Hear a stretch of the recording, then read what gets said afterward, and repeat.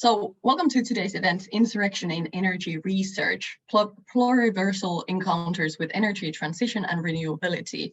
And a super special thank you for coming and welcome to our three invited speakers, Christina Siamanta, Larry Lohmann, and Carlos Tornel. So just to introduce myself real quickly, my name is Saana Hokkanen. I'm a doctoral researcher at the Global Development Studies at the University of Helsinki and a member of the EXALT initiative, and I'll be facilitating today's event.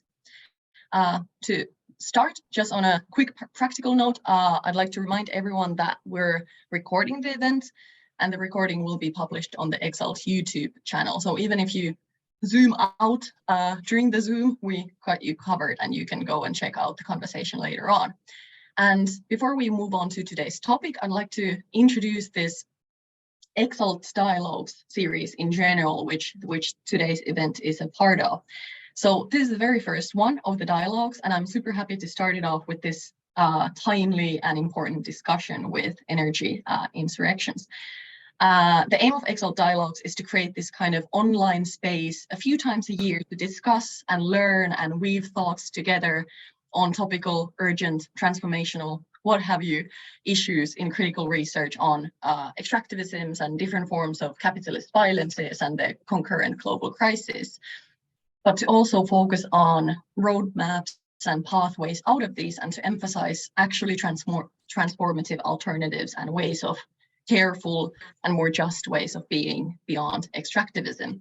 And the hope is also to really bring out perspectives or ways of thinking that are lacking in the dominant discussions on the topics in question, which, for example, I believe today's event is a really great example of. And the next EXALT Dialogue after this one will be in May, and it'll be on degrowth and extractivisms and how perspectives from research on extractivisms are confronting some aspects of the current degrowth thinking. And now, before I'll give the spotlight to my co-host, fellow Xander, who will present the topic and the discussion and introduce our wonderful speakers more, just a couple of quick practical things. So the event lasts for an hour and 45 minutes with individual talks of 15 minutes from all of our presenters, followed by a shared discussion and finally a Q&A. And participants are really welcome to ask questions, give comments, but thanks to and due to the large attendance, which we're very grateful for, we ask you to please write the questions and comments in the chat and we'll pick them out from there. So please also make sure that your mic is muted all throughout the event. But okay, now onwards. So the topic and shape of today's event come totally from Alexander Dunlap, who we're super lucky to have in this double role of discussant and speaker. And for those of you who don't know him yet, Xander is a postdoctoral fellow at the University of Oslo Center for Development and Environment, and he's written and published super extensively, maybe more than anyone really in recent times, on the violences of renewable energy technologies and other extractive infrastructure projects and their related forms of political control. So very cool stuff.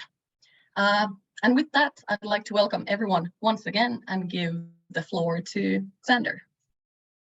All right, everyone. Thanks so much for coming to this. I'm just going to give you a little kind of background to where this event came from, say some words about the people here, and then we'll come back to me at the end with some of this stuff. But ultimately, I'm so happy for everyone to be here. I'm especially happy for Carlos, Zoi, and Larry for being here, who I think are three amazing and excellent researchers in this area who've come out with particularly critical and important voices on this. And I'm very happy for them to be here.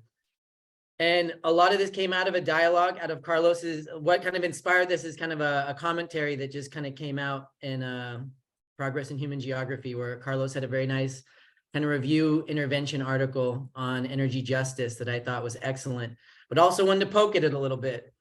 But that ultimately led to actually us talking more and to really stressing the importance to actually develop this kind of this push for an insurrection in energy research and energy autonomy, and really looking into the pluriverse of kind of energy transition and really creating real renewability.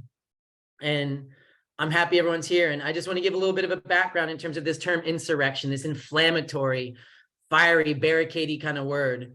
But a lot of what this word comes from, and it's kind of early in political philosophy, is Max Stirner, where he made the distinction between insurrection and revolution, where revolution was more seen as kind of seizing the means of political control and the state, you could say, where insurrection was actually separating yourself from that and organizing yourself and doing things in a different way.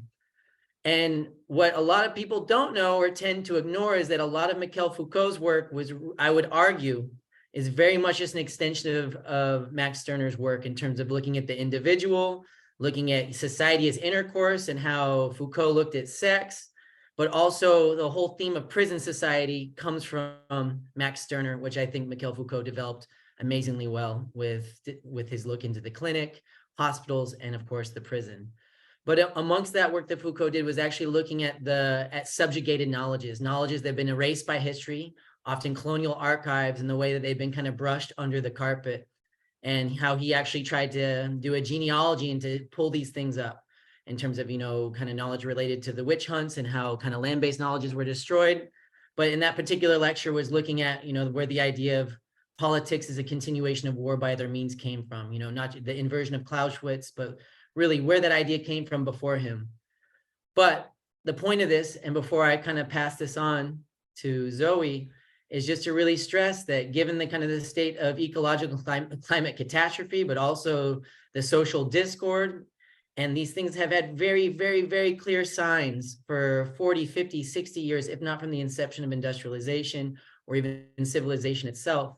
But now is a time as academics to really, but as anyone, we don't even need to make these types of separations between people. We all think, we all have capabilities, but we have to get really serious in terms of what experts and what people are telling us in terms of these models, in terms of what are the dominant ideas of energy justice, like Carlos kind of pointed out in energy research, but really we need to actually radically reconsider and really tear at and poke and interrogate energy, but all social science research in really the furtherance of having cleaner soil, healthy, clean water, improving soils, air quality, and really our social relationships to really try to mitigate, if that's even possible, a lot of the ecological and social issues that are well on their way.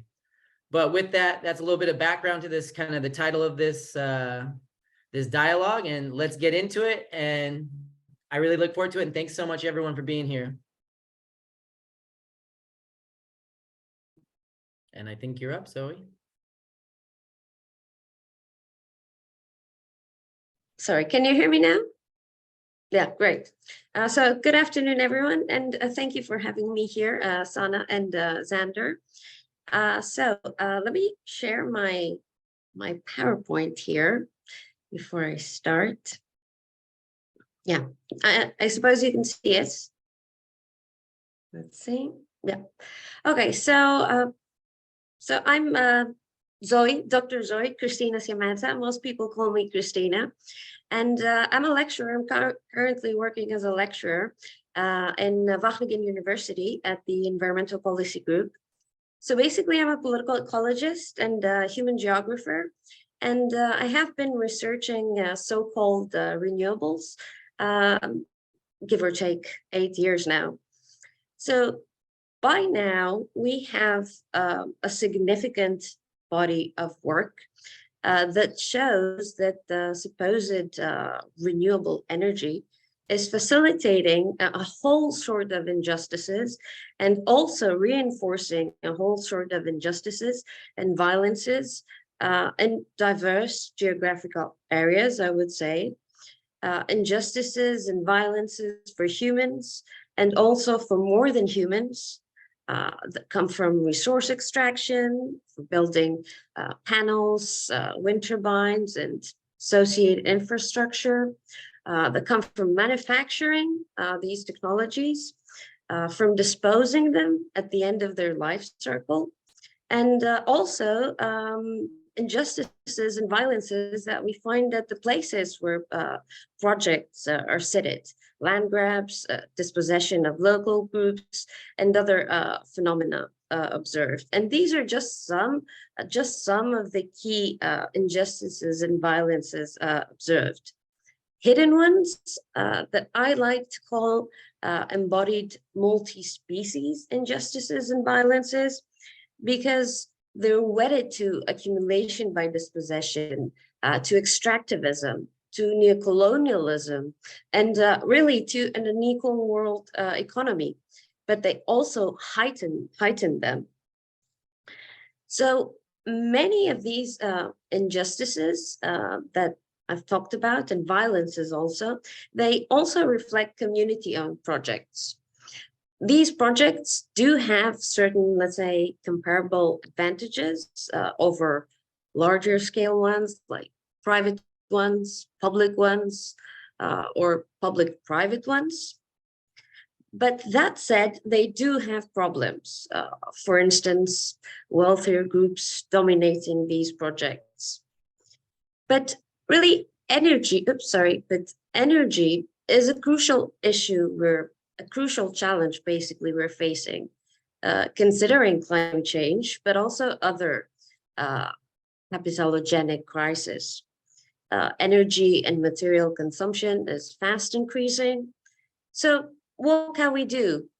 How can we produce energy in ways that are more just for humans, but also for Earth, others? Basically, how can we produce renewable energy? Renewable in the sense of affirming and renewing the diversity of life on the planet and the autonomy of life on the planet, rather than just renewing capitalism and all that it entails. So basically, I've tried to approach this question in a particular way that some of you may have already, let's say, seen as published as community renewable energy ecologies.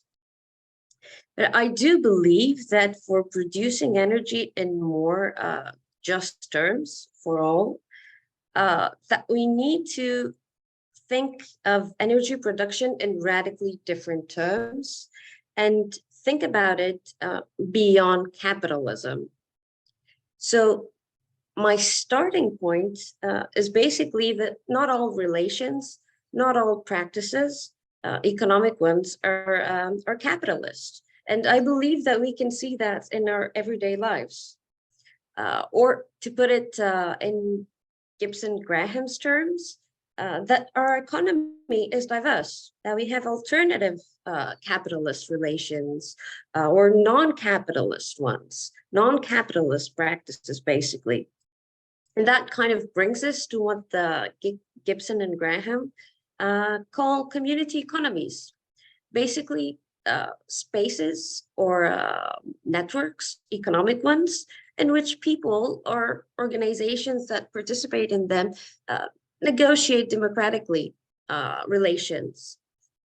But just trying to democratically negotiate low carbon energy production, I think for me, just won't cut it, let's say, even if we're talking about post-capitalist relations or practices, because I believe that we need to start from the foundations, that we need to start from our ontologies and reconceptualize things, certain things. And I think that here there are two, let's say, crucial points. First of all, the human, let's say, exceptionalism that characterizes our modern societies does not let us recognize that we live in a common world, in a world that is more than human, not just human. And it doesn't let us recognize the intimate relations that we have with other species on the planet. So recognizing this and understanding the world through these relations, through these connections. And this also means repositioning the subject of justice, not just humans as the subject of justice, but more than humans, and also our relationships with more than humans. And I think that this kind of rethinking allows us, let's say, to form a radically different ethics, radically different economic ethics based on care, on effect, on commoning, basically creating common value for all. And I think it also allows us to rethink our obsession with growth and our obsession with profit, and also rethinking our consumption patterns as well. And I think there's another important, let's say, issue, related one, that is crucial. Basically, I think it's crucial to understand renewable energy as a common good and not as a commodity. So to commodify, let's say, renewable energy, rather than commodify it, and to build a commons economy, not only just in terms of who owns projects, but in terms of creating this common value that, that I mentioned. Then I think it's possible to talk about community economies that engage in producing renewable energy and produce a production that goes beyond personal benefits, beyond, let's say, profit maximization.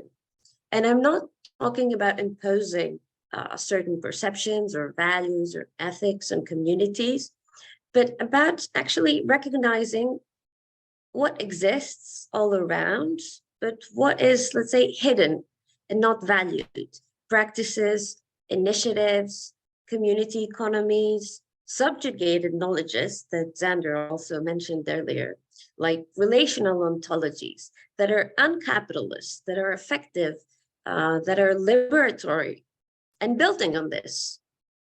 And then I think we can think of the different arrangements, the different, let's say, constituent parts, the different coordinates of producing energy, and invent ways to cultivate alternative socioeconomic paradigms based on care for all and creating, as I mentioned, common value for all. So then we can think about scale. We can think, for instance, about small-scale projects of production and consumption at the same time, for smaller interventions to landscapes, less natural resources, and so on. Or even we can think of medium-scale projects, which with the sale, let's say, of energy that remains, that is not consumed, to create surplus, to allocate it to other transformative practices.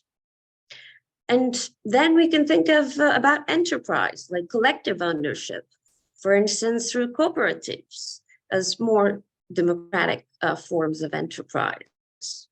And then we can think about labor, about alternatively, let's say, compensated forms of labor, expert labor in exchange of an energy share. And then we can think about technology. For instance, we can think of microgrids, autonomous microgrids, or peer-to-peer networks, and forming common pools of renewable energy. And allocation, let's say, of any excess energy according to care and collective decision-making, or locally produced open renewable energy technology to re-embed, let's say, the economy in the local space and time, in local relations, or open software and open technologies, basically. And then we can think about alliances between such community economies and other ones, or other progressive initiatives for building capacities, basically. For example, for knowledge exchange, for building open technologies, and for scaling out, not scaling up. So more and more, let's say, such community ecologies, and in a way of, in a logic, let's say, of replication, but replication more in terms of in a rhizomatic way. So basically, new relations generated through connections, rhizomatic connections, not just copies in different locations. Of course, I'm not suggesting, let's say, that this approach is the way, or that this is the only possible answer, or the only possible arrangements, let's say, to go about it. Cooperatives, microgrids, and so on. Sorry. But I'm suggesting that this is, let's say, an approach that could be one way in our pluriverse to produce energy in more just terms. And I am suggesting that the specific, let's say, configurations are up to communities, basically up to social innovation, to negotiation in multiple levels. So open to formulation by communities in a more rhizomatic, let's say, way, with no fixed entities or components. But of course, there are significant obstacles that we face, not just for realizing what I'm saying, but for basically other progressive forms of producing energy, from the low capacities that communities have, to the increasing penetration of capitalist logics in our everyday life, in every aspect of our life and of our thinking, basically. And I believe it is, let's say, that what we can do as people and as academics or as individuals is to try to bring new alternative, basically, valuation languages in multiple arenas, in schools, universities, or workplaces, and so on. And to help insurrect subjugated knowledges that Xander was saying earlier. But of course, that has to do with, let's say, decolonizing our way of thinking, or deteriorizing it, our way of thinking. But also building alliances between different actors, social movements, scientists, thinkers, practitioners, and so on. And struggle, of course, to demand new possibilities, new opportunities. And I do remain hopeful for the future because not everything is under capitalism's grasp, and because of human and non-human ingenuities as well. So yeah, I am hopeful for the future.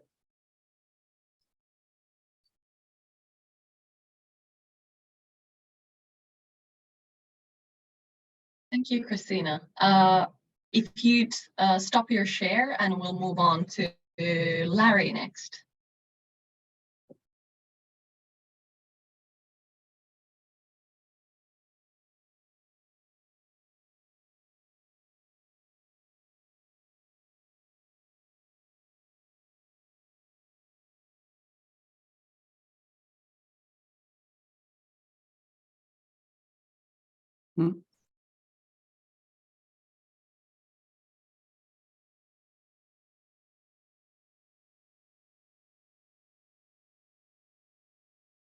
We saw your screen there for a minute, but yeah.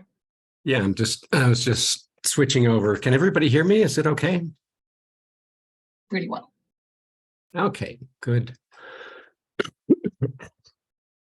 Right, well, I'll get right into it. You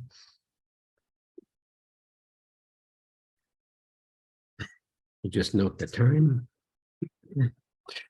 Yeah,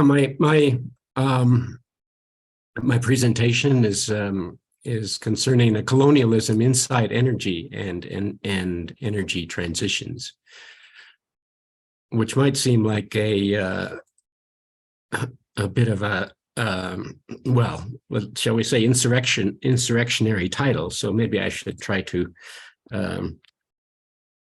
explain a little bit more. What does it mean to say that colonialism is inside energy and inside all energy transitions? Well, first, remember that energy does have a birthday. I refer to Karen Newdaggett's 2019 book as one example of many. A birthplace, Northwestern Europe, basically, with some colonial connections, of course, involved in that. And that energy's parents are colonialist, or if you prefer, imperialist. Second, remember that we have no knowledge of what energy is. That's a quotation from Richard Feynman, one of the great 20th century physicists. We do not have a picture that energy comes in little blobs of a definite amount. Energy is not a thing. It's much more complicated than that. Another quotation from Isabel Stenger is more or less making this similar point. There are indeed truths about energy, most famously formulated in the 19th century first and second laws of thermodynamics, that summarize the concept for us, and indeed underlie most of what us supposedly educated people mean by the word energy. But to an anti-colonialist mind, these very laws, the laws of thermodynamics, will suggest that energy is perhaps most fruitfully conceived of as a relationship, not a thing, a relationship of difference that tends to eliminate itself, a gradient across which there is a tendency to even out and dissipate. And of course, the special reference here is to the second law of thermodynamics. Citing the quantum physicist Carlo Rovelli here, who has a very lovely metaphor, which I like a lot, saying that, what capital's machines need is not energy. It's not like an energy or is a resource. What capital's machines need is an entropy slope, or a way of opening an entropy door that enable a thing or a local territory to slip down a gradient from low entropy to high entropy, eroding the gradient itself in the process, so that the gradient has to be renewed in order to keep the machines operating. And of course, what are the machines for? The machines are for exploiting labor power, making it more productive, disciplining labor, controlling labor, and so forth. I mean, this is what energy is about. Energy is about capital's machines, post-18th century industrial machinery in the service of capital. Machines are about labor. And this is why energy is about labor. And it's also why climate change is a labor issue above all. So energy, on this sort of anti-colonialist or geographic perspective, is a set of post-18th century enactments of these border-maintaining relationships in the world landscape on an increasingly unconstrained scale, aimed at the indefinite expansion of a particular set of conversion processes, which were theorized by the first law of thermodynamics, which said that energy is conserved. You can't get rid of energy. Energy is never created or destroyed. It's just converted from one form to another. So beginning in the 19th century, we had this concept of an abstract energy between different interchangeable forms of energy. And that's where our current energy concept that we educated people supposedly tend to use. For example, in the 1830s, the equivalence between electricity and mechanical force was first explored in depth. In the 1840s, we had the mechanical equivalent of heat, how heat could be converted in a very definite, measurable way into mechanical, what's called mechanical energy, which was, of course, key to both the expansion and the discipline of the labor force. And then in later on, we had things like mechanical force being convertible into electricity in very theorizable ways through dynamos, such as this 19th century dynamo in New York. So what we have is a gigantic capitalist moral economy of enacted equivalences which are physical in the earth, in the world, beginning in the 19th century. All of these amazing equivalences, most of them theorized by the first law of thermodynamics, between all of these different, what came to be conceptualized as different forms of a unified energy in the service of capital. And this was also, of course, a territorial hierarchy in which little energies linked to subsistence and to commons, which Christina referred to, or earlier capitalisms, can be politically subordinated to the higher big energy of thermodynamics and industrial mechanization. So you have this abstract energy sort of as an umbrella or as a higher on the pyramid of all the different little energies. And of course, this hierarchy incorporated the colonialist disposition of the associated accumulations of thermodynamic waste, which, as the second law of thermodynamics made very, very clear in scientific terms, was an inevitable accompaniment of all these, these rampant conversions that became a value of capitalism in the 19th century. And of course, this new energy of the 19th century was connected with the permissions and prohibitions of orthodox economic practice.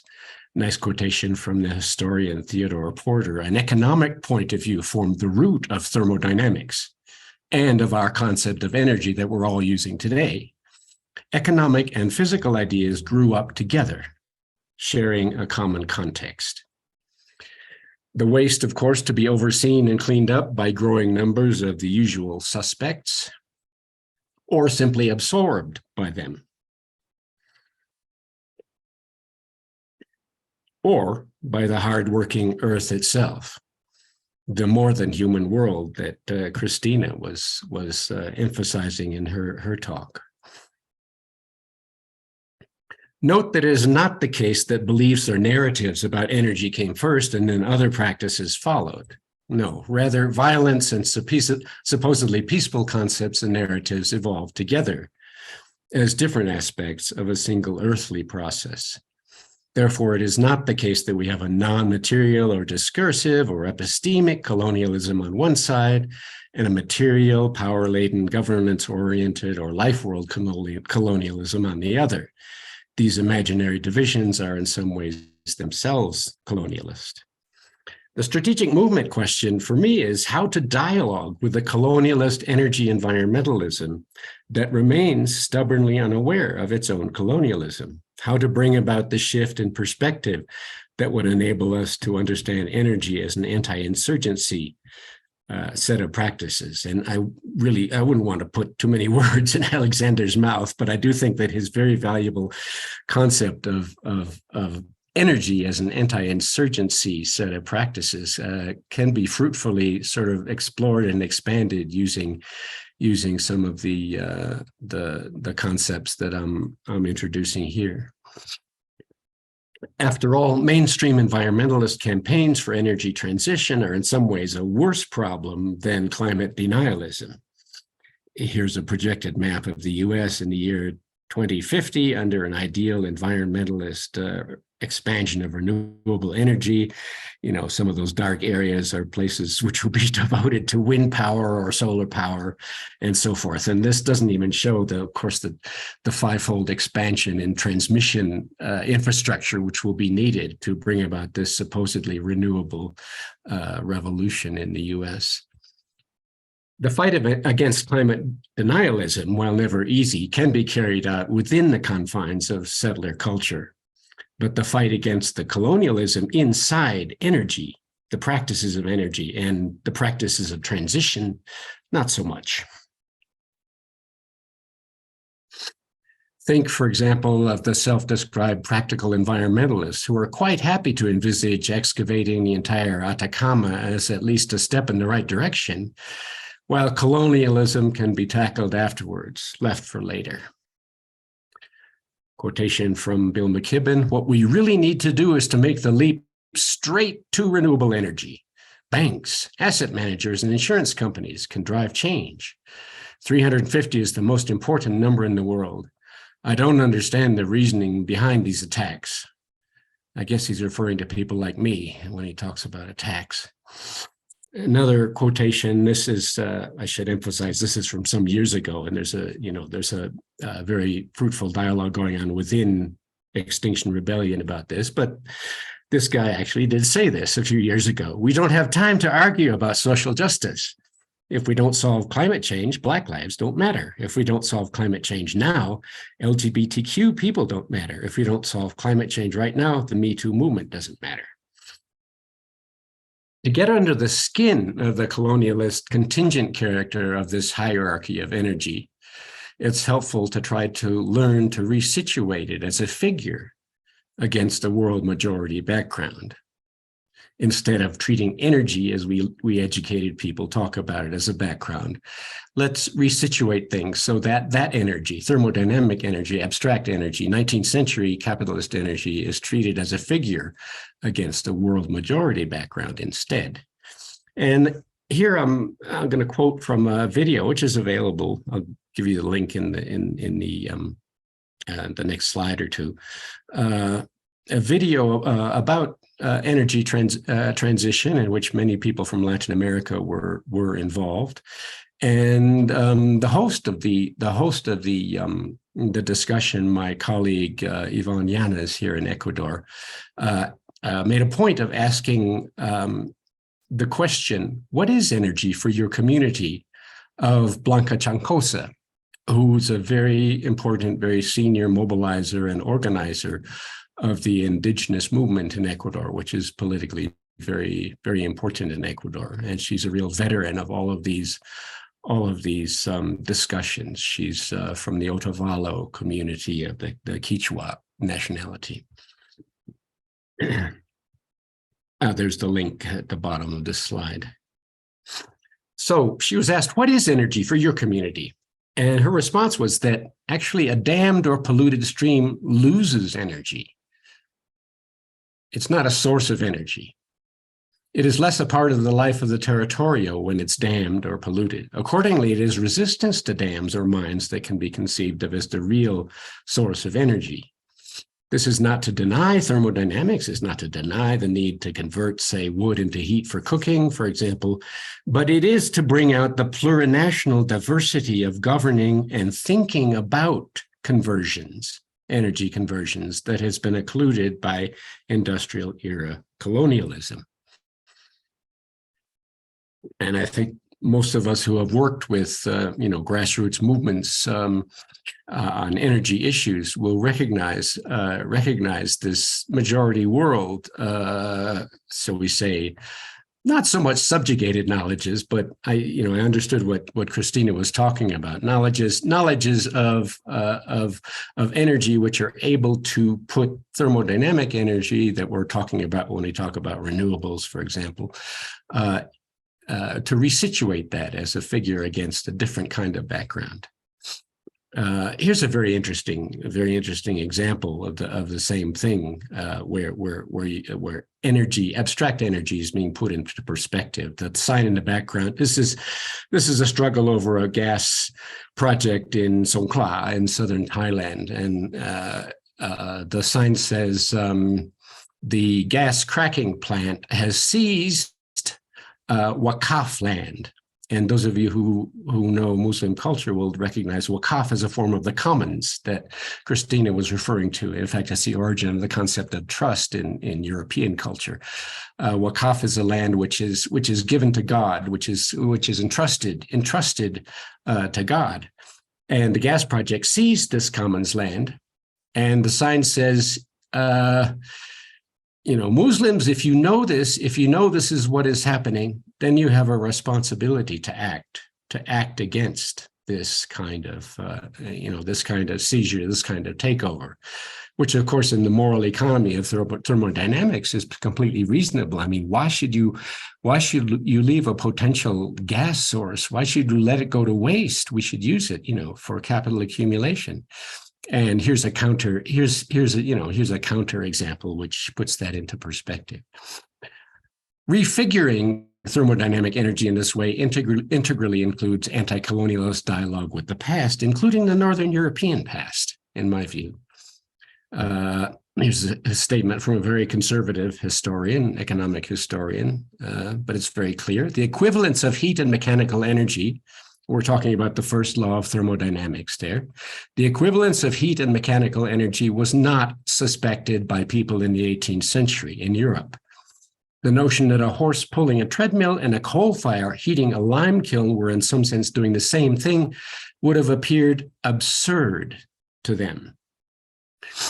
A respectful dialogue around energy with such 18th century ancestors requires countenancing a different conception of time, one in which, as understood by many indigenous nations of the Americas, our forebears are in front of us, demanding to be engaged in dialogue, rather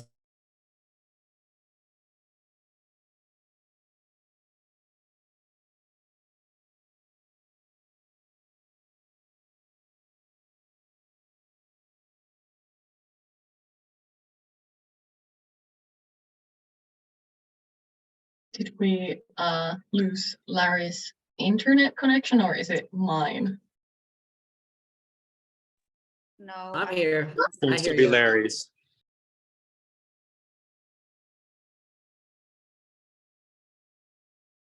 Oh no, that was so fun. I want to hear the story continue.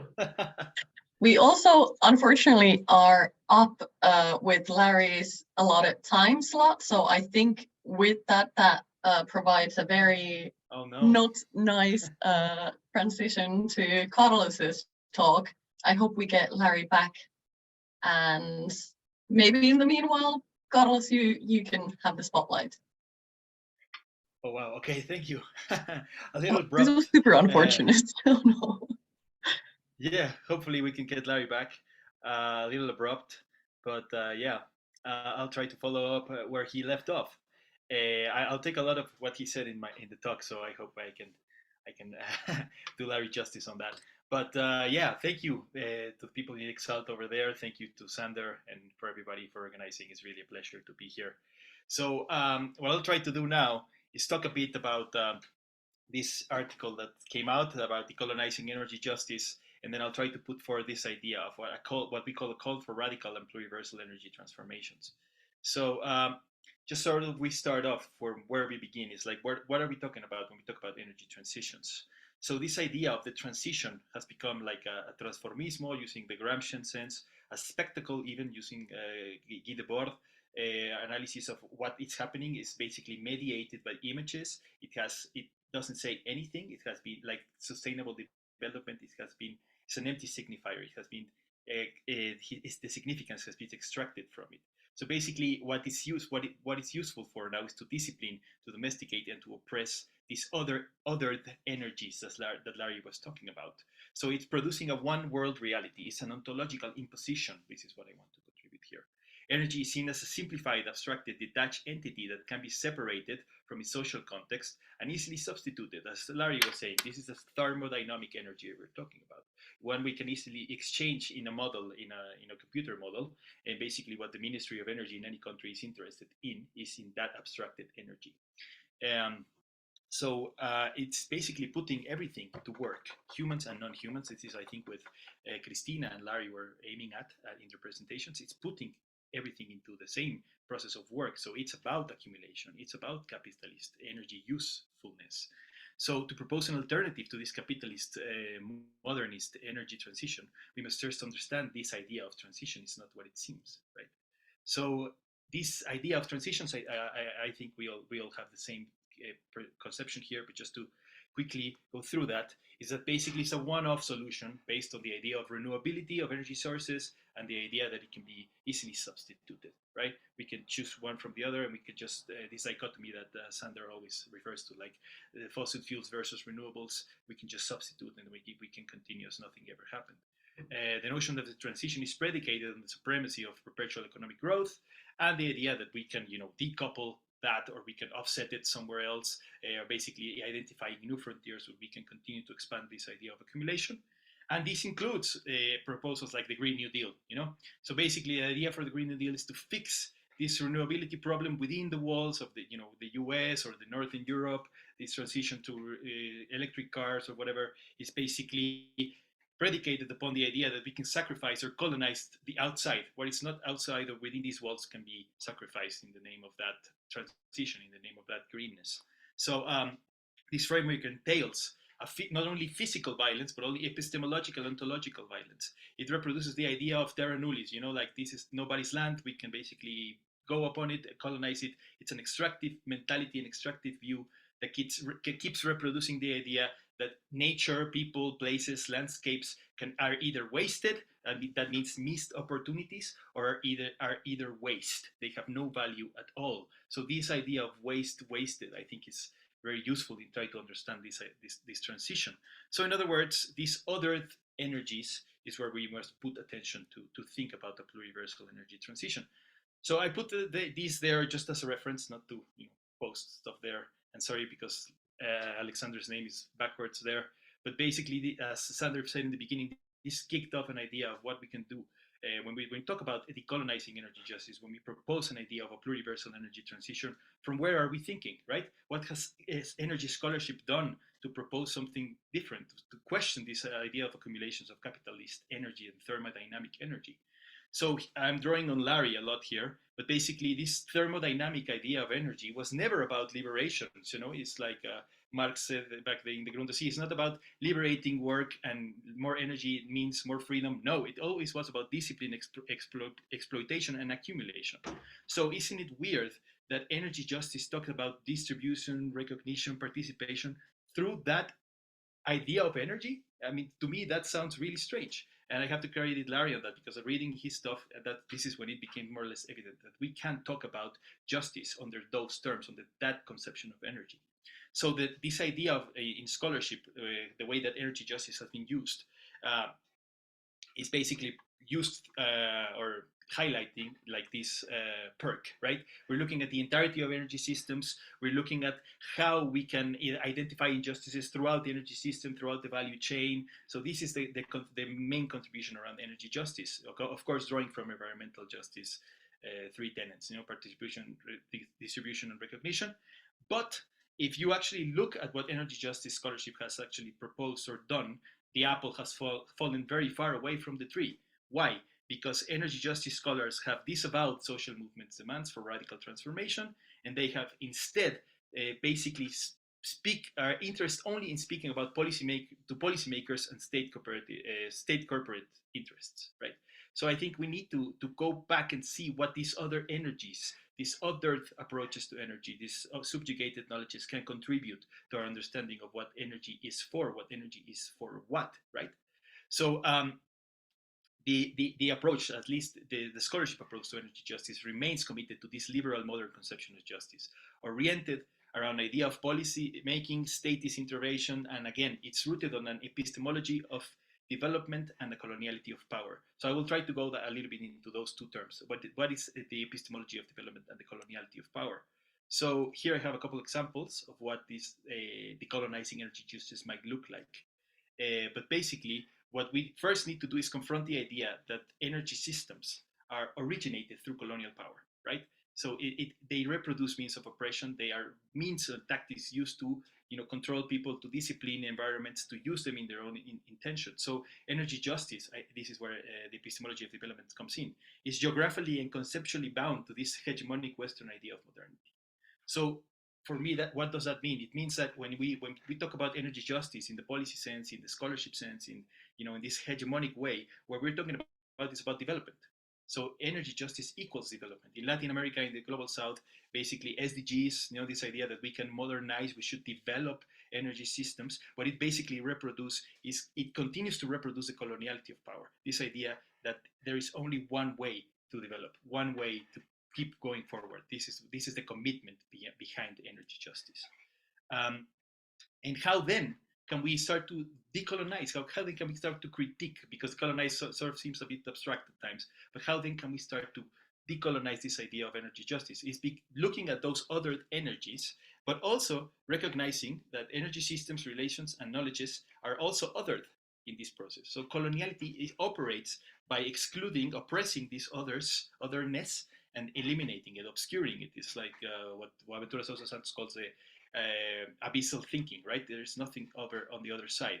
So there are three things that we could do to sort of question this idea, and this is where Catalina Dionis, Lea Temper, people like that have also contributed to this idea. It's basically on epistemic disobedience against the idea of recognition and the counterinsurgency tactics used by the states and corporate interests. The idea that there is ontological incommensurabilities against these approaches. So it's not these worldviews are not always commensurable, right? This is what Larry was talking about when we talk about people who think about energy in terms of a forest, of a relation. It makes no sense to think about it in abstract terms, right? And the idea that we can and should move away from the incumbent hegemonic understanding of energy transitions, which is based on the state, on corporate interest, instead thinking about self-governing authorities against the idea of participation, because inclusion in these terms is oppressive. It's inclusion through the idea of coloniality, of development, through the state structure. So it's against the idea that people should participate more, people should be more recognized. No, we should resist that idea. So this, I guess, illuminates a critical geographical political economy from below, which I think is where we can start to rethink the idea of what the energy transition should look like. This is a documentary I recommend it to everybody here. It's available free online. It's called The Energies of the Peoples, o la energía de los pueblos, which I think really lets us see what this political economy, how this political economy should be constructed or should be produced. So I guess political economists have been very useful in their analysis about what energy. They ask really good questions, right? Energy for what? Energy for whom, right? Who gets this energy? Is it capitalism? Is it production? Is it for the good of the people, etc., etc.? This is key in the debates in, like, for example, Oaxaca in Mexico, in Yucatan. But I think that still political economy sort of retains a very awkward relationship with capitalism, because you suddenly have political economists talking about, finance and markets can be, redirected, corrected to sort of produce an alternative, so for a transition making. But this, I think we can go back all the way back to Joseph Pierre Proudhon and say, no, this is the political economy of theft. We are continuing this idea of property as a basis. So we need to criticize that from the structure, from the origin. So how do we look at this political economy from another perspective? Well, Abramsky, I can't remember his name, sorry, Koyle Abramsky wrote back in 2010 this idea that the political economy of energy transition should be led by those affected by the transitions, right? So this is deeply pluriversal. This is really radical, because it talks about listening to those other energies, other works, other labors that have been obscured by this hegemonic process of the transition. So this is a bit geographical, I guess, but it's really useful for me to think about it in these terms, because the energy transition is a space-making process, right?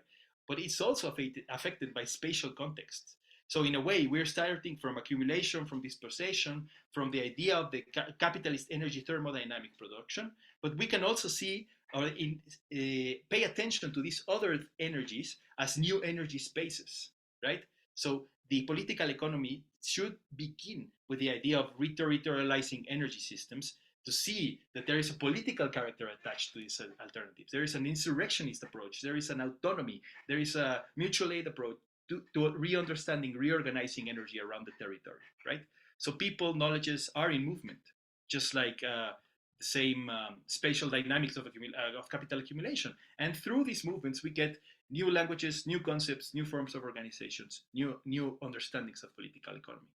So this is a bit from Raúl Sibeki, which I think is a very nice interlocutor to what we're trying to say. This book is only in Spanish, unfortunately, but I mean, this is one of the perks of reading Latin American authors. But I think it also reveals what are the onto-epistemic character of this transitioning movement. And I won't go in very much detail because I'm running out of time. But what Sibeki is saying here is that we've tried the statist, corporate, institutionalized form of the transition. We've tried, even though it has repeatedly failed. We are constantly attached to the idea of revolution, of transformation, of taking state power, using universalized theoretical approximations when there is a pluriversal reality out there, right?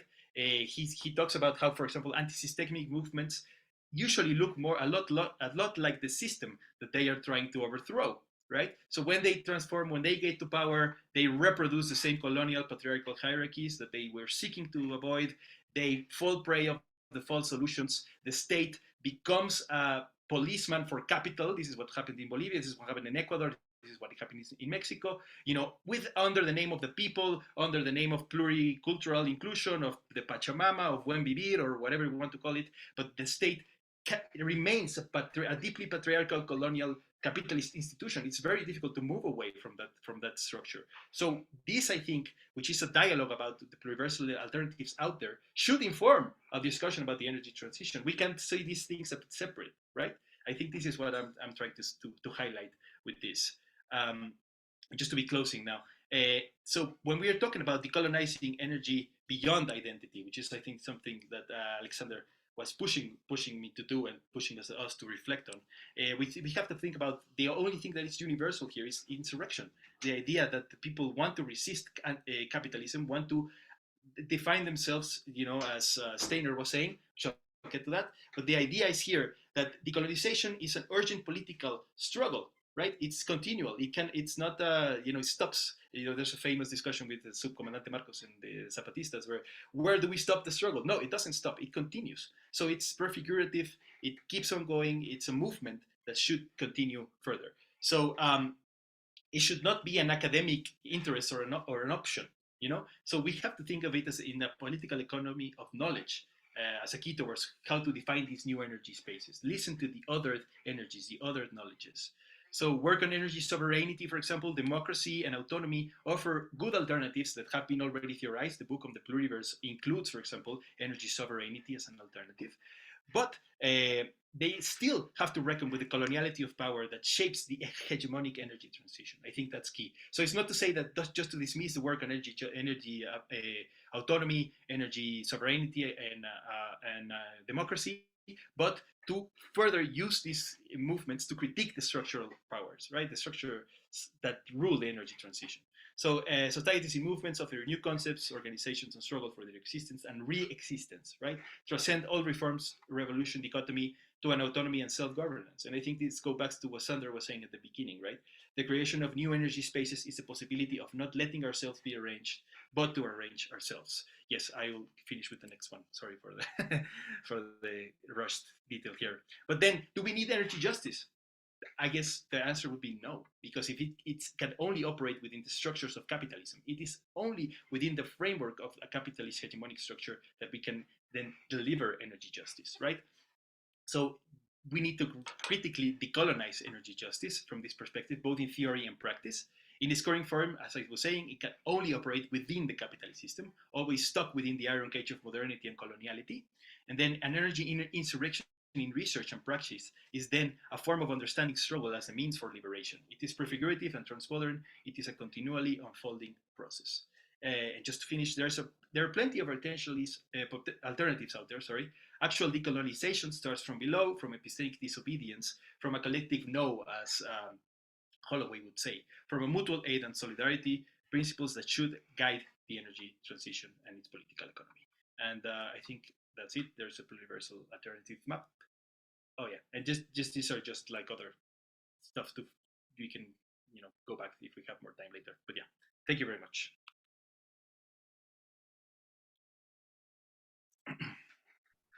Thank you so much. Such amazing presentations up until now, and now it's Xander's. Yes, so amazing, so good, so venomous, so strong, going at it. Everyone going to the jugular. I like it. I feel like this really honors this these inflammatory words to really kind of press on these things. So I used a little bit of my time earlier, but I'm gonna just try to go into this a bit quick and to maybe kind of go over some the 5 points I identified with kind of making a call for an insurrection in energy research, and which has all been kind of discussed and kind of taken up already in a very beautiful way. And also talk a little bit about energy autonomy. But ultimately, I wrote a chapter at the end. It was the conclusion for 36 chapters in a very overpriced, expensive textbook. And even in the final publication, they actually just erased the word insurrection out of it. So there's been a little bit of publishing drama. You can hear me whine about it on the EXALT podcast. But ultimately, what this proposes is to really get away from this idea of fossil fuels versus renewables. This dichotomy is just not true. It comes out of marketing from the oil crisis in 1973 and was a way to actually, again, transition became a synonym to actually move away from crisis, to kind of make things more governable and to not deal with the problems well on their way in the 1970s. But really what this is really trying to stress is that behind every low carbon infrastructure, often and wrongly called renewables, in my opinion, is very complicated supply webs, highly dependent on hydrocarbon extraction, extreme mineral extraction, crazy chemical industries for leaching different minerals. I've said this a million times. It's a bit boring, at least for me, and maybe other people who've heard me talk about this, but there are crazy supply chains in need of serious investigation. And a lot of this is really stressing and is reacting to the kind of the climate justice movement around 2014, but really in 2015, 2016, when I came back from Oaxaca after I was educated by Zapotec and Akut land defenders, actually about how severe these things could be. And the next thought is like, actually, where did these giant metal robots come from? But I employed the term fossil fuel plus specifically to communicate to the climate justice movement that it's bigger than just fossil fuels. And that really you can't just keep saying fossil fuels bad, renewable energy good. And it's a far more complicated way. And that's just not how industrial supply chains work. But let's move on. There's so much more. There can be so much said on this. And I think there's entire talks I have about this. But I think the next kind of big issue that kind of reinforces and makes that dichotomy even possible are the different ontological and epistemological assumptions that I think have been talked about very well by Larry at this point, and also Carlos, who've really kind of showed this, and I think are well acknowledged by Zoi as well. But really, we're relying on different models and different data collection that are going into public policy, producing these reports. They're rather complex, but really there's very simple questions that aren't even asked. But what is the data that's even being plugged into these models? How is it being collected? Where does it come from? And I tend to kind of go at climate, at carbon as even a construct and as a device in terms of how it's actually being used to look at different gases and what that means and what it does when we actually kind of reduce things into carbon and issues into carbon and to look at it from these ways. And there's the issue of climate reductionism in terms of actually reducing the way we're actually looking at complex ecological systems and how we're actually being disempowered by them, mostly through models, mostly through reductions, and really not putting pressure on scientists to really talk about what this data is and where it comes from and the lack of data and the assumptions in these things, and then how the media runs away with that with certain reports. But again, I got to move on.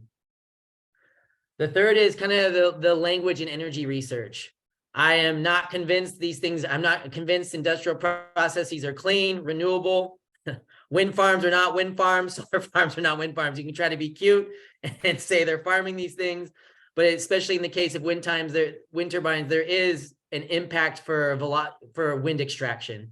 And that is taking the kind of the velocity out of the wind and the cycles and the seasons in terms of dissipating that energy and actually what happens downwind, especially when there's large concentrations with this. And as Christina mentioned, this really relates to the scale of what's going on here in terms of how so much is being spread about and the impact this has, not to mention the supply chains and things like this. And this also relates to, yeah, you name it. And I've tried to use words to be more accurate to hold myself accountable. I rely on low carbon infrastructures as a way to talk about these things. Also fossil fuel plus, as I mentioned, wind factories, because they're actually enclosed spaces that are operating more like factories with using mechanical labor and also extracting from the wind. But this leads to the kind of the fourth point, which is to really distress that every conversation about low carbon infrastructures, so-called renewability and all this is rather pointless unless we deal with the profit maximization imperative of companies that are legally binding by the state. And there's always the Ford Motor Company example from 1919, when Ford was a diehard capitalist and he wanted to give every worker an assembly line job because he understood you had to reinvest into workers so they can reinvest and make capitalism work. He got sued and lost by his own shareholders for actually making decisions that are challenging the company. But the point is, until we actually question the growth imperative of capitalism, profit maximization, this is pointless. Everything is going to be designed to keep extracting as much as possible in every way. And so until that's dealt with, there's serious problems. And that's to support degrowth, which is popular right now. That is really seriously questioning energy and material throughput and how this has to be reduced and other areas need to be regrown. And that's fundamentally important right now. And it's my personal fear that degrowth will be the next sustainable development somehow if it gets watered down. And then the fifth is just this kind of romanticism and this obsession with democracy, kind of ignoring that the exact same processes that happened under dictatorship now continue with less friction under democracy. And this is just to say that we need to get more creative with how we're organizing. And this isn't to promote authoritarianism, quite the opposite, but really how we can organize things that are less energy intensive and are going to require less work, less bureaucracy, and to actually eliminate colonial systems and how that might be defined. But so what's this mean? What do I advocate? So there's some kind of ways we can press on research to kind of do these things. But at this point, I kind of throw my weight behind energy autonomy. And that literally comes back to making the claim of take back your power, and metaphorically, literally in every way, to actually become closer to kind of your production and consumption. And that's one of the key things. When you're consuming in the same side of you're producing, you can eliminate power lines. You're going to have a direct relationship. You're going to have a more connected relationship with the energy you use, how you consume, how you produce it, how annoying it is, how much you might not even want it. But it's going to create an opportunity for people to actually engage and to really be able to have a moment to reflect, instead of having things very easy, convenient on grid systems, and ultimately having governments, companies trying to create a situation where you become addicted and are consuming things in an insane way, because that's what the economy has to do to keep rolling it, keep it going. And this is to stress the importance of small to micro scale. And when I say small, I'm thinking like small scale grids. It could even be the kind of the community scale wind turbines. But as Zoi has shown in her work, you know, and outlined, there can still be a lot of problems with these things, with kind of community scale wind turbines that are very much industrial, very much large scale, very much powering capitalist and colonial infrastructures, even if there's a better share and cut in percentage for the people in the areas of extraction, of wind extraction or solar. But it's to stress that to really go buy buildings, go buy entire village blocks, to really try to organize a system where buildings and neighborhoods or small villages are actually organizing things where they are having a more direct relationship with their power and how they use it. And as I said, you know, want not, need not, you know, creating a greater connection to kind of reflect on consumption. This again, and I think it's my personal kind of push, and I think this relates well with degrowth, is to really challenge industrial and grid dependency and addiction, and the way that things are organized to be dependent, to take our power away because it's easier. It's nicer to have bureaucracies where people are enslaved to have shitty jobs, or to do things, or to have supply chains that get out of control and that are built on, as we saw from Larry, very clear genocidal and ecocidal processes that continue today, which I think is a theme that's kind of run through almost all the presentations now. But so how can we actually really reflect on our dependency? How can we reflect on our addiction to these things that in the end are substitutes often for kind of fragmented social relationships, lack of community, different kind of traumas through kind of growing up in the school system, the nuclear family, and all these things like this. So how can we actually reflect on our emotional black holes that we're filling with ultimately what capitalism and the state offers us? And to really, so I think this is a deep psychosocial conversation in terms of how we can become stronger and take back our power, and how that relates to how we're producing energy. And of course, this is aiming for a kind of a decentralized approach, you know, accessible in terms of how people can use it, and making these things popular knowledge in terms of actually having a basic understanding of energy systems and being able to use low scale, low carbon infrastructures in a way that can hopefully lead towards real renewability. And that means that there is even if there is extraction, that there is a real effort, not like the stuff we're seeing with offsetting and the new green capitalism schemes, but people really trying to heal and have a profound and deeper relationship to fixing when they're, and to giving back when things are taken from the land and from other people as well. And yeah, thinking of Miles Lennon, there was something great. The next step is that when there is this kind of level of extraction, is he mentioned supply chain solidarity, you know, to really how to close these things down, batteries, all of these, even on the community scale, as Christina has shown in her work in Journal of Political Ecology, that there's still an extractive supply web for community scale and even the micro scale. And so, of course, how to work towards reduce, reuse, recycle. And again, reduce makes reuse and recycle even easier. And I think this is key, and how to do this. And this means using recycled parts, really valuing what already exists, and to try to do everything we can to make use of that, which again can often take more energy. But it's better than actually extracting and destroying more ecosystems and engaging in more processes of higher low intensity ecocide to get these things. This also means creating networks of solidarity, which to kind of link up and to work together to actually have different communes, villages, cities, and ways to actually share knowledge and also support to defend these things. And again, you can take the more kind of combative approach of what has been called people's urban renewal, in terms of appropriating space through squatting, depaving roads, and really taking a more kind of antagonistic approach to recycling and composting the existing systems that need to change given what's going on. And a big thing about this, no matter where you stand, there's always something you can do to do this. And I think it's important is that there's a vision that's kind of held on to kind of aim for this, and to really even create the possibilities for people to allow themselves to learn and to be able to even experiment with these projects. I know a problem with squatting in the past.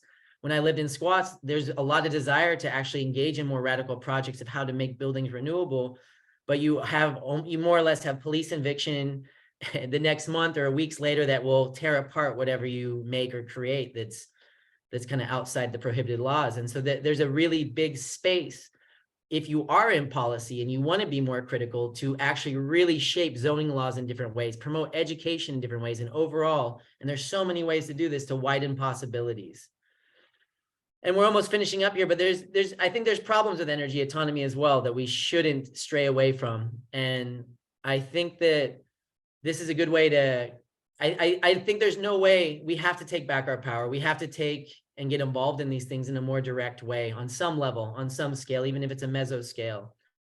But that doesn't change the fact, the issue of justice. And what I mean by this is that even if we do take back our power, even if you create a very nice energy system, there is still the fact that you've been in a system, a colonial capitalist system, techno-capitalist, whatever you want to call it, that has literally been plundering everyone and everything and concentrating wealth in some ways that I think has a negative effect on all classes, even if some are being hit in other ways, materially or psychosocially, in very degrading ways than others.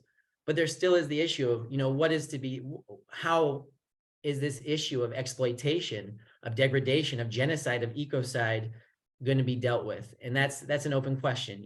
I don't have an answer for this. All of this is messy, all of this is very difficult, and all of it's is at a bit of a distance in some ways. The other, and this is kind of the final point, is, I actually did you could say I had some talks, and I could really say a focus group in terms of talking to a lot of kind of people kind of a militant struggle against oppressive systems. And then one of their thing was like, energy autonomy, so what? So what if you're in a city and you're energy autonomous? You literally live in a system, is what they say to me, that is constantly in process of extracting and killing and controlling everything around you all the time. If you really want to engage in energy autonomy and stop this thing, you'd be in direct struggle to stop, sabotage, and prevent its possibility of killing things.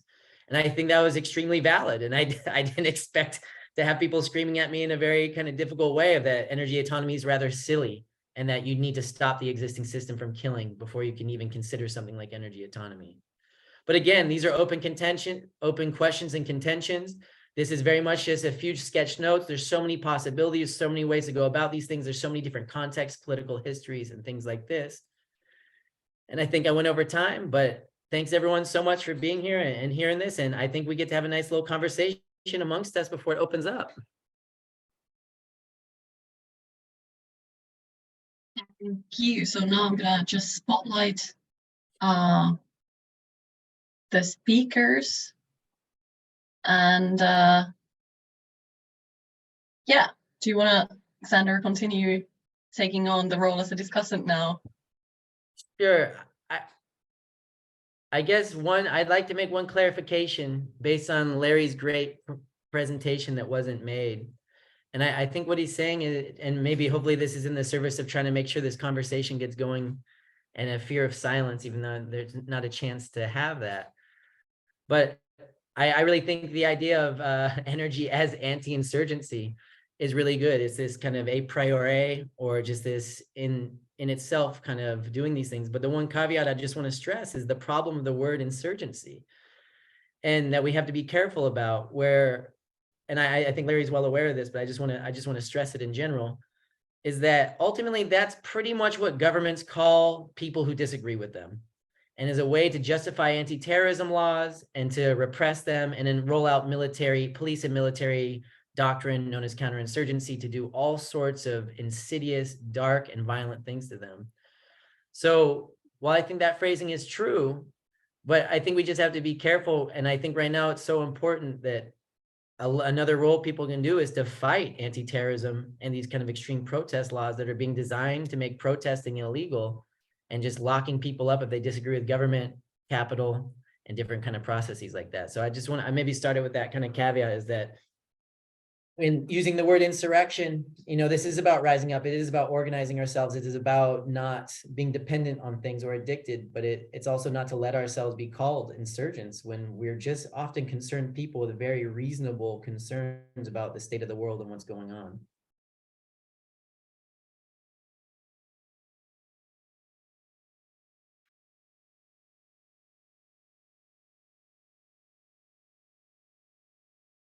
Larry, have a reply to that, or the others? No, I agree. So keeping the essence, but changing, let's say, the word. That's what I get. That's what I get from what you said, right? Yeah, no, I mean, ultimately the word insurgent, while one can make and I think there's the insurgent identity, you can find power and strength and conceptualize yourself as a warrior in this. And while there's a value in that, maybe it's also falling into a trap of legislation that's going to get you put in jail for a long time if you're engaged in unmediated political action, you could say.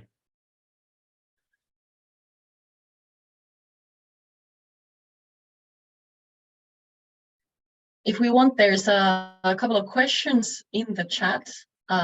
We can go over those.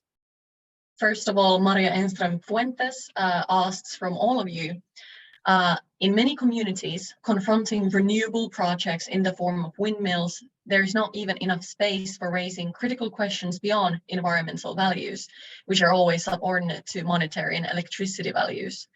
So how are we to discuss pluriversal realities in places in which there are no such vivid debates as found in indigenous communities? We face the arrival of many windmill developments in eastern or western Finland, hotspot of wind renewable in Finland right now. And it's very difficult to discuss these issues here, as I find there's a collective lack of words and understandings. The pluriverse, as modernity has erased most of the living memory of alternative worlds. So suggesting community self-determination does not lead to fruitful debate in places blinded by the promise of modernity development transitions. Maria continues by saying, I imagine that this might be the situation in many communities in the global south as well. Not all communities have enough pluriversal awareness to engage in discussions about alternatives. It requires quite a lot of decolonial awareness and unlearning to get to that point collectively. Yeah, do you want to tackle this one already? Should I reply to this first? Yeah, okay. Well, I think this popular imaginary of renewable equals sustainable, renewable equals progressive, or this win-win, narratives, they're very, very hard to disabuse.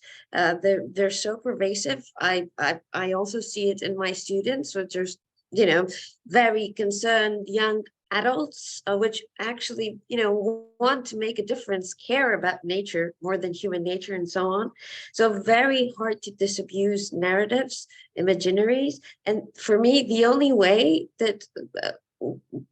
thing that I can think of is just trying to use alternative, maybe this goes back to what I was saying earlier, trying to use alternative language and bringing up these alternative logics in everywhere we can, basically, in debates, local debates, as you mentioned, that have to do with new so-called renewable projects, to everywhere, to our social relations. I mean, in our everyday life, I don't see any other way, let's say, around it, because they're so pervasive, these narratives.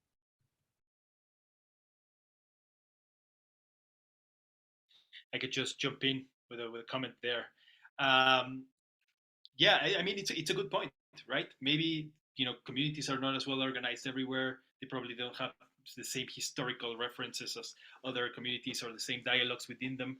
But still, a little bit of what the insurrectionist approach, I think, is that the idea is that if the commons have been eroded by capitalist appropriation, whatever oppression, then there is possibility of refounding these commons, and we don't need to call them anyway. Like, we don't need to call it degrowth, we don't need to call it buen vivir, we don't need to call it whatever. It can be whatever it is from wherever we are thinking, right? Wherever we are. So the idea should be that if there is not something there, like this is, I think, what also was a little bit maybe what Christina was aiming at, this idea that identity is really important in the struggle against or the resistance to capitalist advances of the energy transition. We could move beyond this identity politics and say, like, no, it could be, urban people in the middle of Helsinki or in the middle of Mexico City or in El Alto, Bolivia, or wherever we're thinking from, that start to rethink the process of the commons. But this is an everyday practice. It starts from the communal understanding that there is a possibility to transform. There is like a famous saying now that where there is extractivism, there is extractivism, but there is also a possibility of transformation from these places. So I agree that it doesn't have to be in the same structural positions of the pluriverse, that we have to go back and do everything as it's scripted, let's say. There's what I'm trying to say maybe is that there is a possibility of transformation everywhere. We just need to sort of configure it in, and we can put whatever words, whatever language, whatever concepts we want on that position.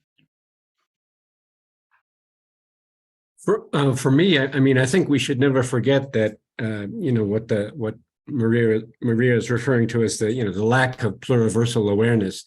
This is something which is actively produced by capital. I mean, divide and rule is your ancient strategy, is to isolate people from it. This is an active strategy of capital. So it's not something which is just there, some kind of lack which is just there. It's actively made. And for me, I mean, the materials for unmaking that lack of awareness are around us, but for me, some of the most important things are just personal encounters. If you meet, if you're in Western Finland and you meet someone, for example, whose balsa wood is being taken away to manufacture wind turbines in Ecuador, if you meet someone and you talk to them, person to person, is the matter of common sense, and you realize that they're a person who is suffering from the wind turbines in Western Finland, then you're obligated to sort of break out of your own isolation, which has been created for you by capital.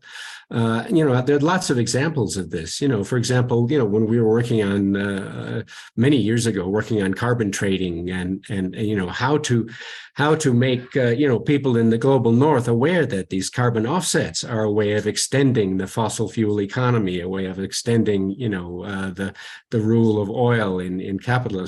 How do you make these supposedly isolated northern European people aware of this?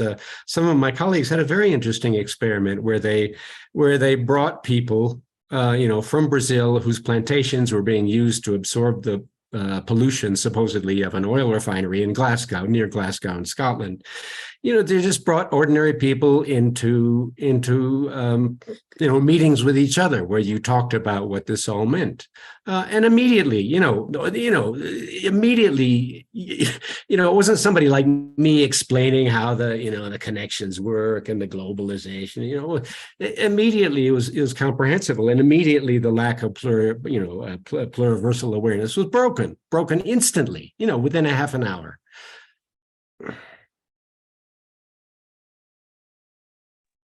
Yeah. I mean, I guess the issue of self-determination is usually just in the case when people are having things thrusted on them where they don't want them. But a lot of times, based on the social engineering, the long-term marketing, a lot of the kind of government strategies work is because people want to believe in them, despite all evidence to the contrary. So, I mean, yeah, it's kind of like what Larry's saying, talk to people, see what's going on. I mean, it's a struggle to even just break through these things, even in academia.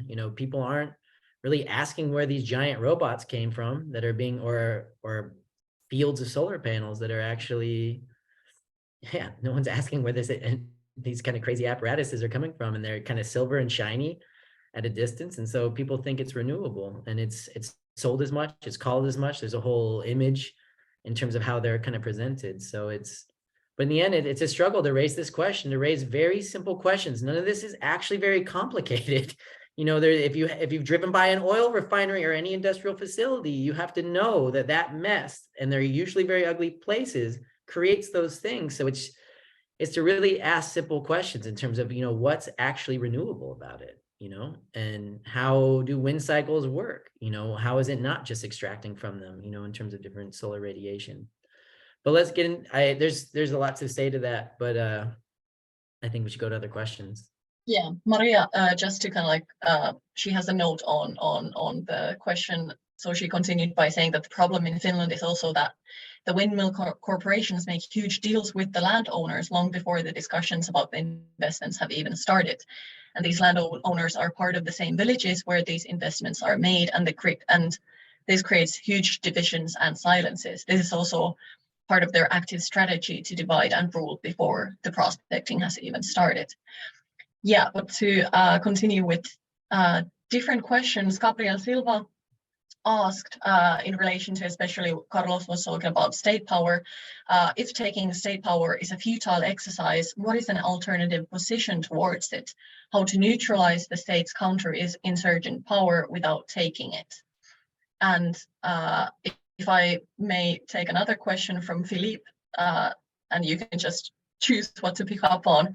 So Philippe asks, may be important to see who is going autonomous and with what effects. For example, autonomy starting through solar by the richest households can undermine energy solidarity as they stop contributing to financially support the central grid, thinking about one of the many aspects of what is occurring in South Africa at the moment. Yeah, do you want to tackle those? Yeah, I can go first, just because the first one was about the state. But I guess, yeah, I think everyone will have a lot to say about that as well.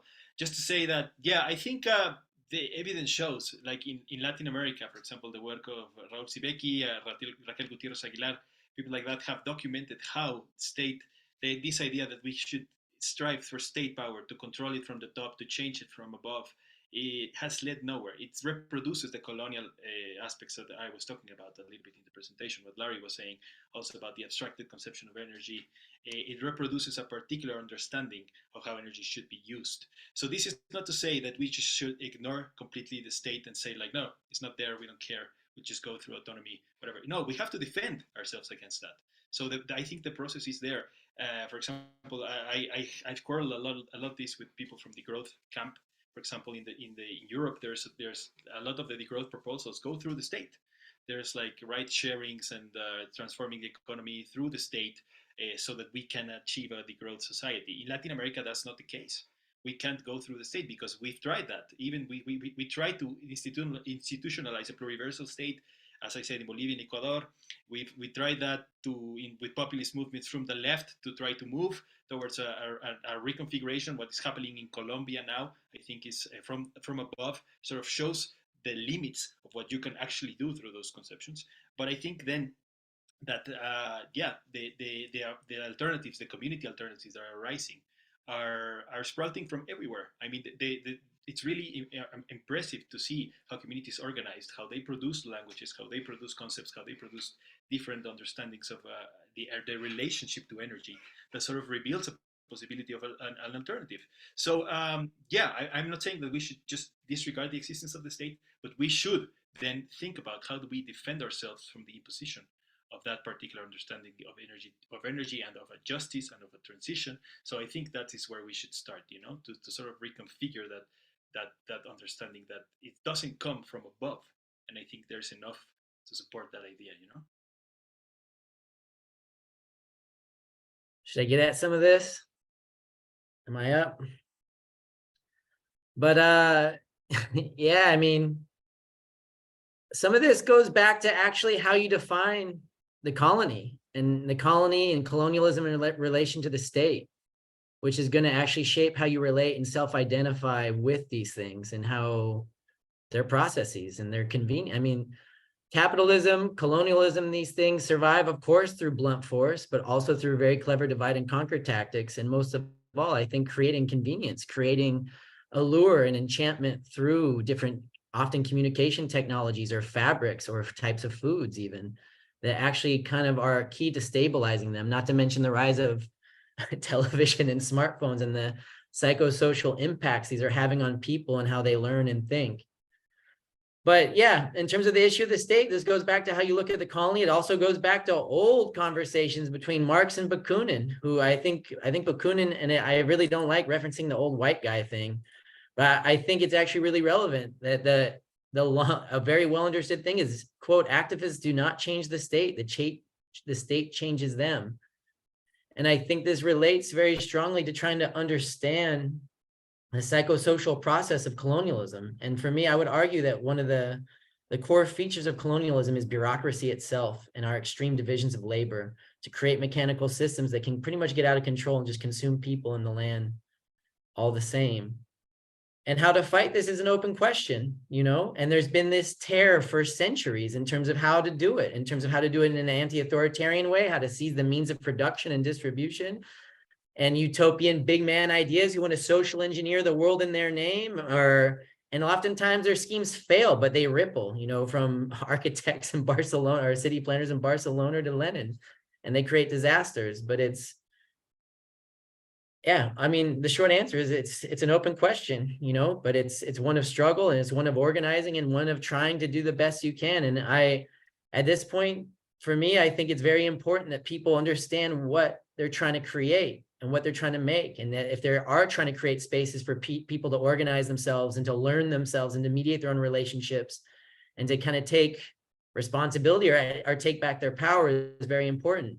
And I think there's an important role for people who may not be combative street fighters, but who might already think that, or who are mayors or in public policy. And I think there's ways to create and push within those structures, literally everywhere, from educator, from mayor, from teacher in elementary school. There's so much anyone can do to change what's being taught, the knowledge that's being valued, the skills and capabilities that we have. And I think a lot of this in terms of struggle is really about what capabilities you have, what capabilities can you develop to actually be in the struggle, to actually procure food distribution, to actually break supermarket dependency, to break dependency with energy and energy production, and to be able to organize these things in convivial as opposed to industrial and extractive ways, in the hope of creating kind of a renewable system, not only with the ecologies, but ourselves. But yeah, in terms of what you do with the state, it's just a problem. But I think it's a huge step if kind of what Carlos was saying is that there can be a break with the romanticism, a break with the lure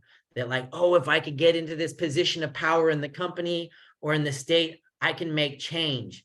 If there can even be a break with that, because we all know once you get there, you're disposable. You are technical labor. There's plenty of people at Yale and Harvard that will replace you if you're a CEO who makes the wrong choice that goes against these things. And there's plenty of examples of this happening. And the same goes with the state. There's more room, there's more public oversight, there's more potential there, but there's serious limitations, and it's an open game. And the same way that this talk is hopefully contributing to people being more serious about low carbon infrastructures and what that actually means and actually how to deal with these things. But I'm talking too much now.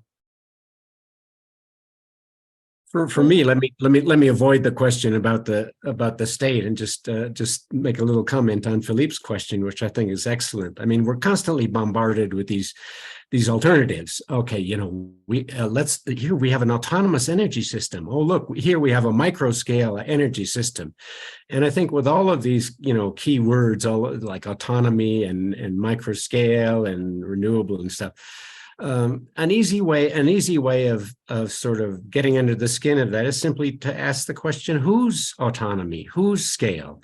I mean, one of the things I've learned from this discussion, which I'm going to try to remember, is that, you know, whenever anybody says, oh, we have an alternative, we have a microscale energy system in our community, you have to ask the question, whose scale are we talking about? It might look microscale within your community, you know, with the solar, whatever it is, you know, and you see it, but you know, what about, does the question of scale look the same to somebody who's outside the community, or someone who, you know, someone who's dependent on the state, or someone who's living in another country on the other side of the world? You know, for them, it might look like a macro scale project or part of a macro scale project. So I think it's always just important to ask that simple question: whose scale, whose autonomy, whose renewables, who's decarbonized? You know, something that looks decarbonized within the confines of a tiny community, or, for example, you know, a closed, hermetically closed laboratory room.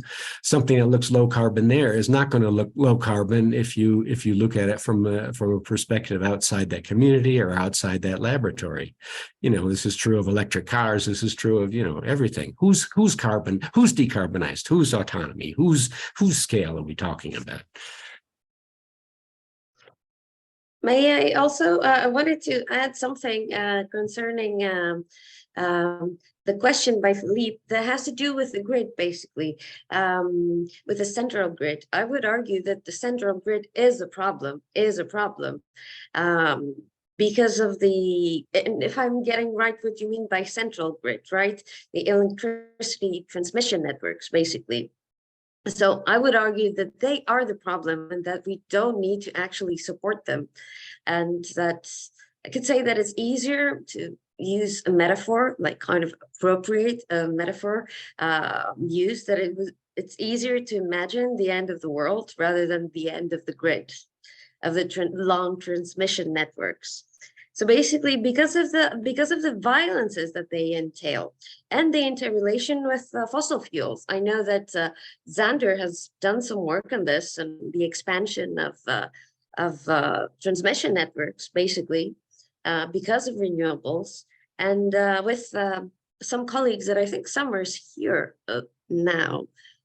Telis, Timbas, and Panagiotis Kazantzas, and Yorgos Velagrakis, we have also tried to show basically this violence, if I can put it like that, that comes from these long transmission networks, not because of renewables, but together with supposed renewables. We have tried to show in a way that there's some sort of technological black boxing the moment that this sort of energy enters the long transmission network, and how this invisibilizes, let's say, these networks and the violences that they entail. And someone from here, from Wageningen, I'm in Wageningen here, I may be, let's say, think that I'm consuming energy that comes from these supposed, renewable sources. But in fact, I might be consuming energy that also comes from fossil fuels. So there's a mix of energy that comes into transmission networks. And maybe just to link this to what Larry was saying in his talk, that renewability is actually not a matter of a resource, of resources. It's just this notion of renewable that emerges through technological black boxing, and through basically our mode of production, which kind of produces fictitiously in our minds, in people's minds, this sort of renewable, because wind, sunlight, and so on, they're just part of the web of life, I would say, and not resources. Yeah, so maybe, yeah, I shifted the discussion a bit, but thank you. Now we have a couple of great shameless promotions, no shame in that, from Basna and Esther about very cool initiative projects that they're working on. So make sure to check those out. And then also a comment from Jacopo saying that to have a more robust discussion and avoid academic extractivism, we need a better understanding of the communities where energy investments are made, which is also kind of like what you talked about in relation to Maria's question, and which I think is super central also personally, this kind of idea of not essentializing what community means, not essentializing what people mean in relation to, for example, statist or capitalist extractive or energy infrastructures, and kind of understanding what also Christina was talking a little bit about, and Carlos noting on the ontological aspects of that. These are forms of like how people, how materially, how habitually, how socially, psychologically people are entangled in these specific kind of energy realities, that it's not just big state power here and communities here in opposition. So I think this is one of the core issues, that it is about what kinds of worlds we have, and that's why the whole notion of pluriversality is so central in this, and which makes it, I guess, way more complicated and difficult question to tackle, as it's foundational, but at the same time one of the most urgent ones. And then we have from Gabriel, a second question, which is kind of tackles the very practicalities of energy transitions. They ask what kind of technology to create energy in autonomous communities in an what was it? Yeah. What kind of technology to create energy in autonomous communities in a European capital without relying on materials extracted elsewhere? So, for example, water wheels, non-human mechanical power. They say that maybe I'm just not creative, but is there anything to achieve that even with a massive decrease in energy consumption? How does truly autonomous energy production look like from a technical point of view? Do we have technical experts here?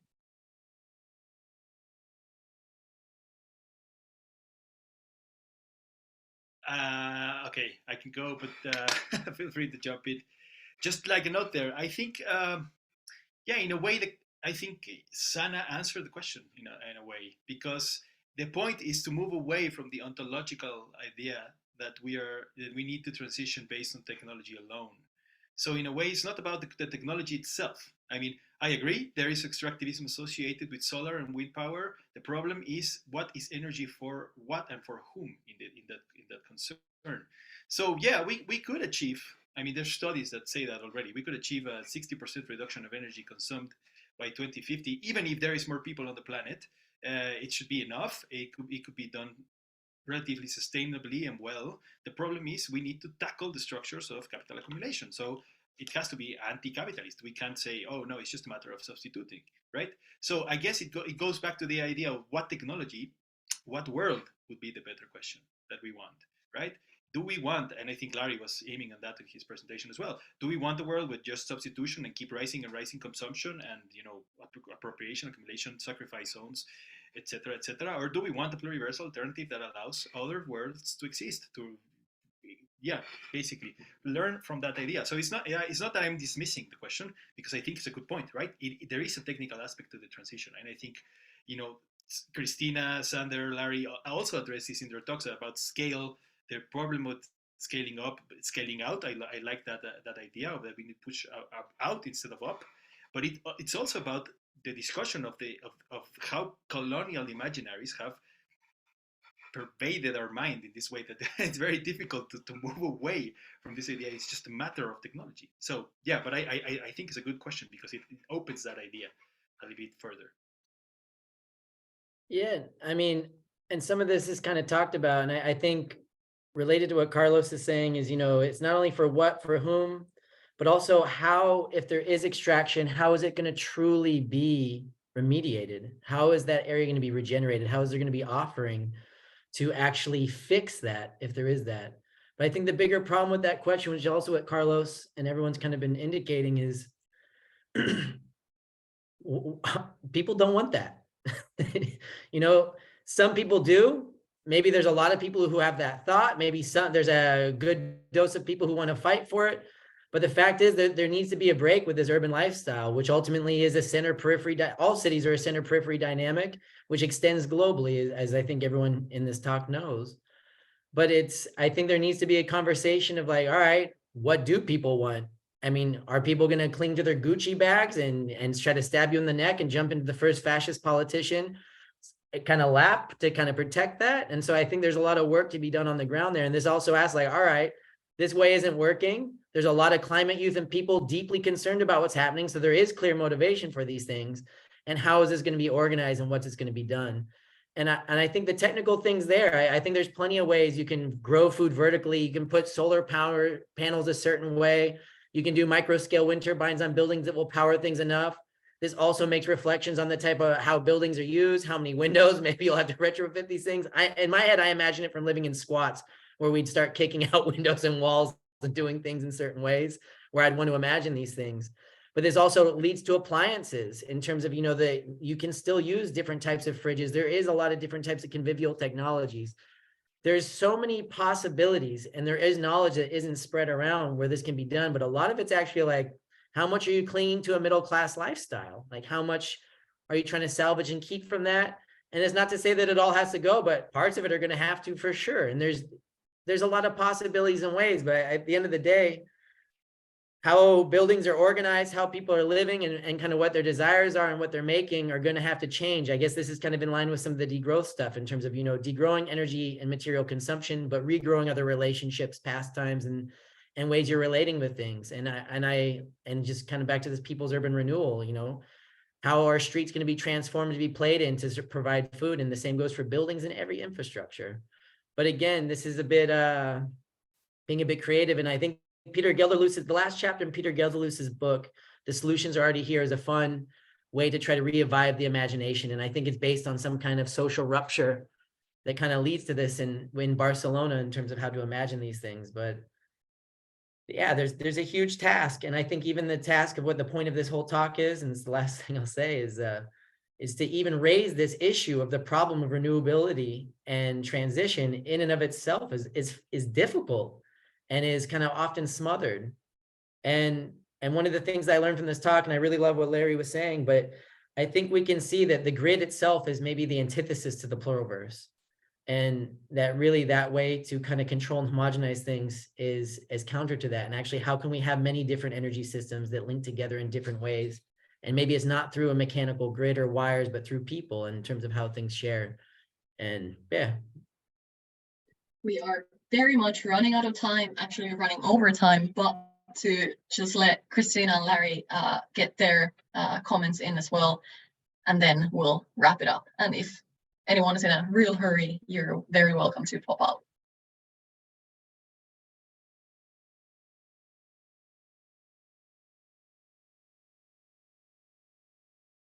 Christina, do you want to go first, or? Yeah, well, first of all, I just loved your comment, Xander, and how the grid is the antithesis of the pluriverse. That was a lovely quote, and I'm going to use it from now on, you know, referring to you, of course. Well, I would say thank you very much for having me here, and thank you for basically organizing this dialogue, this discussion, because I do believe that these are very important things to discuss and to try to disabuse renewability. Renewability equals sustainability.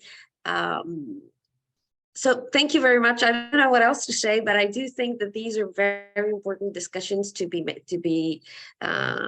need to be made so that we can construct some alternative, let's say, ways of living, more attuned to the diversity of life on the planet. I'd just like to end by referring to the first question we got, which I don't know if it dropped out or what, from Dinga Sigwebu in South Africa, where he says, how does the perspective advanced here relate to parts of the world that still suffer from energy poverty, like large parts of Africa? And I think this relates to the point that was just made. It's really a question of process of people-to-people connections, of social movement organizing. I mean, for example, you know, in parts of South Africa, the issue is, you know, how can we get electricity that doesn't cost too much for our livelihood? And how do we tap into the grid, legally or illegally? You know, this is the question, and it can be phrased as a question of, you know, energy poverty, even though, you know, we all have criticisms of the ideas of energy and the ideas of poverty. You know, this is the situation of people in many parts of South Africa. But I think the key is to understand that, to try to work on comprehending what's happening to the people who see energy poverty as a problem in South Africa, but also to see that their struggle is actually the same struggle as the people who are fighting against energy itself. You know, for example, in the Andes or in the Amazon, or people who actually see their struggle as, you know, fighting against the grid. You know, the people who are fighting to grab something, to get something from the grid that doesn't cost them their whole life. In South Africa, is the same struggle as people who are in other places finding it important to battle against the grid and the whole idea of the grid, and not to see. I mean, it's not up to us or any intellectuals to offer, you know, solutions or ways of solving this, but it's a process question of the people in South Africa getting together with the people who have, you know, a complementary but maybe different perspective on the grid, and seeing how the different groups can work something out, respecting each other's position. I need something from the grid. I'm against the grid completely. What happens when these people get together in dialogue? That's the question. It's a process question. It's not a question of who has the answer.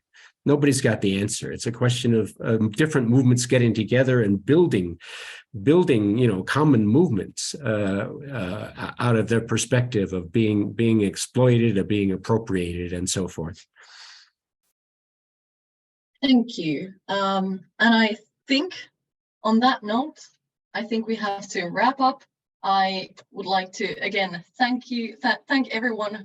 Thank you, Christina. Thanks, Carlos. Thanks, Larry. Thanks, Sander, and everyone who participated participated and listened to the discussion. Super happy to have this.